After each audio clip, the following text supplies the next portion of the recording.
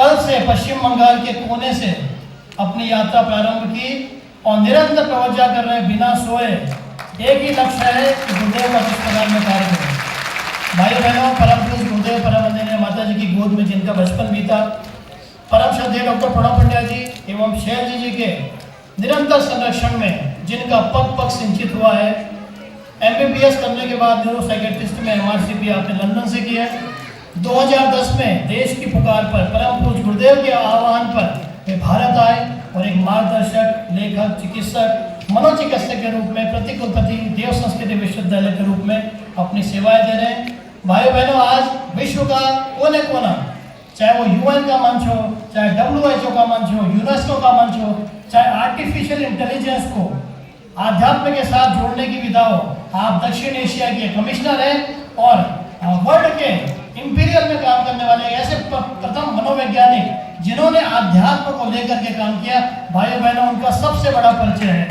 सुबह से लेकर शाम तक समय का क्षण क्षण, व्यक्तित्व का कण कण केवल एक ही चिंतन रहता है कि किस प्रकार गुरुदेव के विचारों को, अखंड ज्योति को, अखंड दीप के भाव को मैं जन जन तक पहुंचा दूं। तो एक बार जोरदार करतब ध्वनि करके मैं उनके चरणों में विनती करूंगा कि आज के इस दिन समय में हम सबको अपना संदेश प्रदान करें।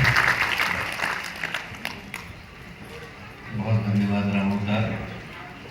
मित्रों, परम पूज्य गुरुदेव परम वंदनीय माता जी की दिव्य उपस्थिति को साक्षी मानते हुए माँ गायत्री के पावन मंत्र के साथ मैं अपनी बात प्रारंभ करना चाहता हूँ। माँ गायत्री का ये पवित्र मंत्र, पुनीत मंत्र, पावन मंत्र भारतीय आध्यात्मिक संपदा का एक ऐसा पवित्र मंत्र है जो 3 संदेशों को लेकर के अवतरित हुआ है। माँ गायत्री को हम लोग त्रिपदा कहकर पुकारते हैं और माँ गायत्री के वो जो 3 चरण हैं वो मनुष्य को जीवन में आगे बढ़ने की, ऊपर उठने की और अच्छा करने की प्रेरणा प्रदान करते हैं। और वैसा करने के पीछे का कारण बड़ा स्पष्ट है कि जो मनुष्य का जीवन है इसमें पतन स्वाभाविक है और उत्थान कष्टसाध्य है।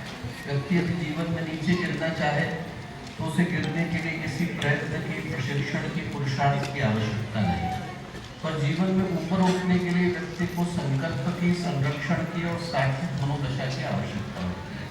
पानी का एक गिलास कोई ले, पहाड़ के ऊपर लेकर के जाए, हल्का सा धक्का मारे, उसे धरती का गुरुत्वाकर्षण खींच करके ले जाता है। और उसी पानी को यदि पहाड़ी के ऊपर ले जाना हो तो आपको पाइप की व्यवस्था बनानी पड़ेगी, बिजली की व्यवस्था बनानी पड़ेगी, मोटर जुटानी पड़ेगी। जीवन में नीचे गिरने के लिए किसी प्रशिक्षण की आवश्यकता है। सड़क पर कोई व्यक्ति जा रहा हो, कोई आकर के उसे चाकू मार दे, तो चाकू मारने के लिए उसे किसी यूनिवर्सिटी में ट्रेनिंग लेने की आवश्यकता नहीं कि दुनिया का सबसे अच्छा चाकू नहीं मार सकता। पर उस घाव को भरने के लिए व्यक्ति का क्वालिफाइड डॉक्टर होना अनिवार्य हो जाता है। जीवन में गलत करने के लिए कहीं किसी से पूछने की आवश्यकता नहीं होती। दोस्तों, वातावरण का प्रवाह, समाज की दिशा, हमारी बुरी आदतें और हमारे कुसंस्कार हमसे गलत अपने आप करा देते हैं। पर जीवन में अच्छा करने के लिए व्यक्ति को अपने हृदय में संकल्प को, साहस को जन्म देना पड़ता है। ईश्वरीय शक्ति के संरक्षण की आवश्यकता होती है और मनुष्य को अपने जीवन को निरंतर एक सार्थक मनोदशा में लेकर के चलना होता है, तब जाकर के परिणाम प्राप्त हो सकता है। महाभारत में कथा आती है, दुर्योधन युधिष्ठिर दोनों के चाचा एक थे विदुर।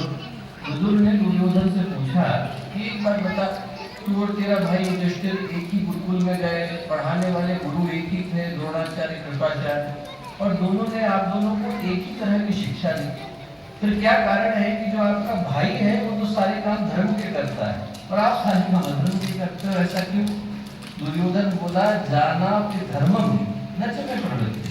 जानता हूँ कि धर्म क्या है, करूंगा नहीं। जाना भी अधर्मम न च में निवृत्ति, जानता हूँ कि अधर्म क्या है, छोड़ूंगा नहीं। केनोपि देवेन हृदय स्थितेन यथा नियुक्तोऽस्मि तथा करोमि। ऐसा लगता है कि कोई अंदर आकर के बैठ गया है और जहाँ नियुक्त कर देता है वो करने के लिए मैं बाध्य हो जाता हूँ। पता तो दुर्योधन को भी है दोस्तों कि सही क्या है और गलत क्या है। और व्यक्ति गलत का चयन इसलिए करता है क्योंकि वो पथ आसान नजर आता है।